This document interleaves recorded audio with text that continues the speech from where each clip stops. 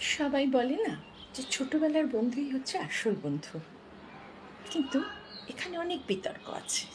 আমার কাছে কিন্তু সেটা মনে হয় না। অনেক ছোটবেলার বন্ধু কিন্তু বড় হয়ে হারিয়ে যায়। কেন হারিয়ে যায় বলো তো? কারণ সেই ছোটবেলার নিষ্পাপ মনটা সে রাখতে পারে না বড় হয়ে। সে বড় হয়ে যখন অনেক প্রাচুর্য পায় বা কোনো ভালো বেশি পজিশন পায়, খুব ভালো পজিশনে চলে যায়, তখন না সে তার সেই পজিশনে বা সেই ক্যাটাগরিতে সব বন্ধুকে রাখে না। তার সেই নিষ্পাপ মনটা তখন হারিয়ে যায় জীবন থেকে। সেই জন্য সব ছোটবেলার বন্ধু কিন্তু বড়বেলা অবধি সেই সুন্দর অটুট বন্ধনে থাকতে পারে না।